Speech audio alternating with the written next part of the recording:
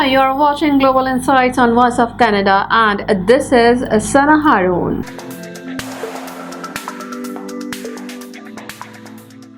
Ottawa's pandemic benefits were meant to help Canadians, particularly seniors and other vulnerable people. As she turned 65 last spring, Lou Ann Bannister was thrilled to be able to rent this home in downtown Edmonton. And when I found this place, it was within my budget, and it's turned out to be a fabulous neighborhood. But her budget included receiving her monthly Guaranteed Income Supplement, or GIS, from the federal government. But then, as she moved in during the summer, disaster. I get a notice from the government telling me that my GIS has been depleted.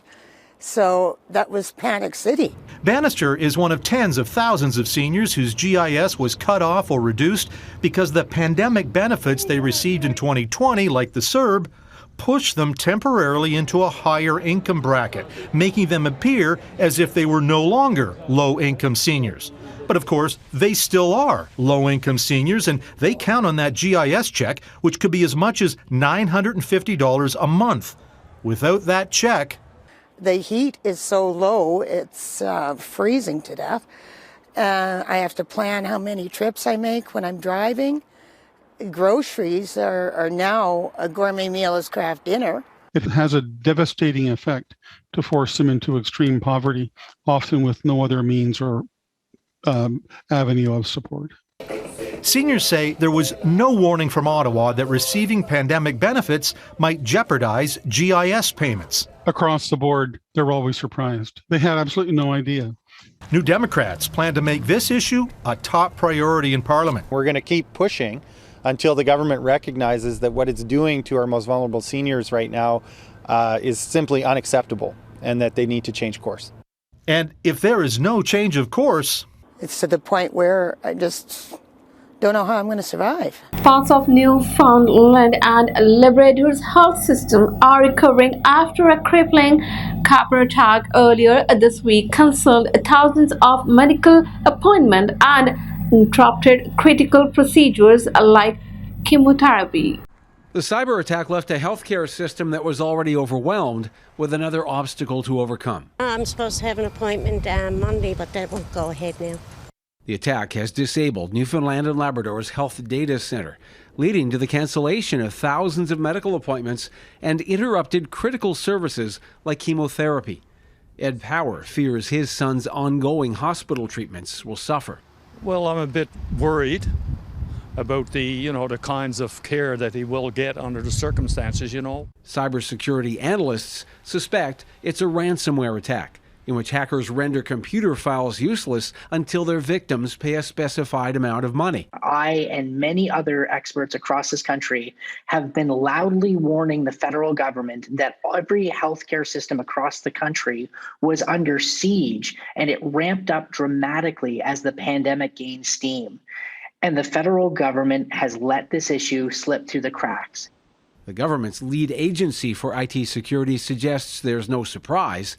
In a statement, the community security establishment said over the last 2 years, the number of cyber threat actors is rising. The statement said we continue to publish advice and guidance to help organizations be less vulnerable. David Shipley says Canada needs to confront cyber criminals, even if it means attacking their computer systems. That's the offense we have to go on. And it's important that we send that message, and we haven't. And I think we've made ourselves a bigger target because we haven't stood up to this. The Newfoundland and Labrador government suggests the worst is over without explaining how. We're listening to world-class experts as we move through this cyber attack, Speaker, and I can say that progress is being made in our healthcare system. The government says it's unclear if personal medical information has been stolen and when a crisis that's added insult to injury in healthcare will be over. Also unclear is which province's healthcare system will be next to fall victim to this escalating threat. While many Albertans were sleeping, those lucky enough to be awake on Wednesday morning were treated to a spectacular show of the Aurora Borealis. But I just wanted to wake everybody up and be like, do you know what you're missing right now? Caroline Layton has been waiting for this moment. And then they just appeared behind here, it was like a midnight rainbow. Like, it was the most magical thing I've ever seen, and they were moving all around and dancing. She moved to Edmonton in 2019 and has been trying to see the aurora borealis ever since. Thursday, she got her chance. She received an aurora alert, shot out of bed, and drove out of town to watch. They were dancing, there were coyotes howling, you could hear cows munching. It was pitch black, there were a few other cars there. And I watched them in awe. This is the second time in less than a month the Northern Lights put on an awe-inspiring show in the Edmonton area. Photographer Kyle Tremblay went out then and again last night. We look up and it's like astonishing. I'm shaking talking about it right now. Oh my God. He feels this time was even more incredible. It was so quick and so fast. My camera couldn't even pick it up. So that's when I was like, get the phone out, record it, because it's just moving everywhere. I've never seen something like that ever in my entire life. Aurora Watch is a passion project run by a team at the University of Alberta's Department of Physics. Aurora Watch was developed to try and help people get to see the aurora for no other reason than it is so great and so amazing and so beautiful that everybody has to try and see this at least once. If you missed it, Kale says it's okay because the aurora is on an 11-year solar cycle and we will be seeing more. It's starting to become more active, so hopefully we should see more and more of these kind of events as time goes on, peaking somewhere in 2025. For Leighton, it's still sinking in. I don't know if it's the adrenaline, like I haven't had any coffee yet today. I'm pumped. Like, people go to Iceland and spend thousands of dollars and don't see this. And lucky for us, sometimes we can walk out our back doors and get a chance to see the lights dance. Residents of Fairbanks, Alaska were treated to a dazing nighttime light show on Wednesday evening as the aurora borealis became more visible at northern latitudes.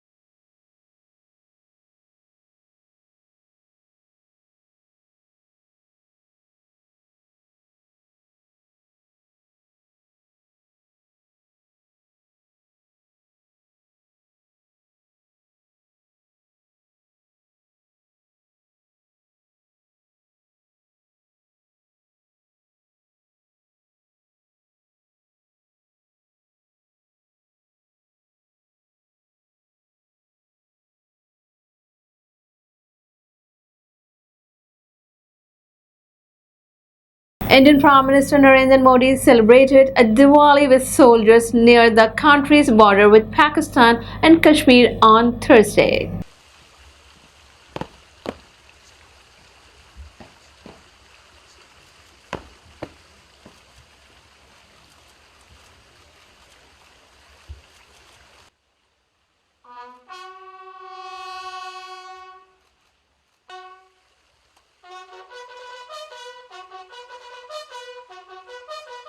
देश खर्च हो रहा है, हमारे देश ये सब कर सकता है, करके दिखाया है।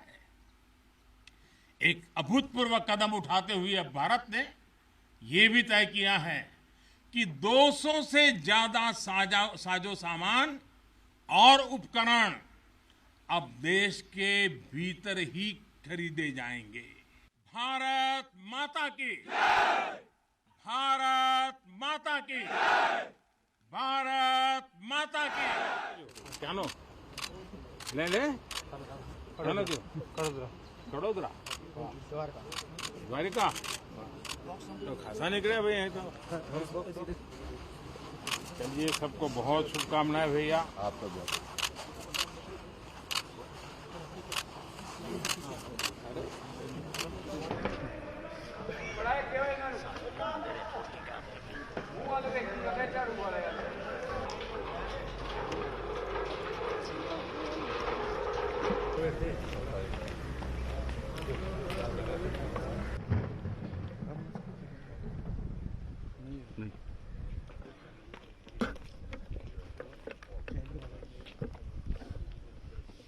सर फेस इधर sir please Amit ji face इधर सर फेस इधर करके सर प्लीज अमित जी साथ हो जाइए आपका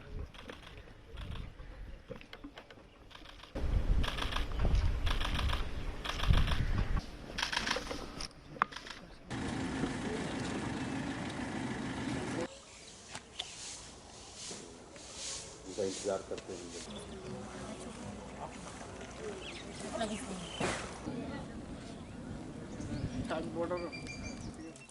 Thank you once again. All our best wishes. Thank you. Keep watching Global Insights on Voice of Canada. For further updates, visit our website voiceofcanada.tv.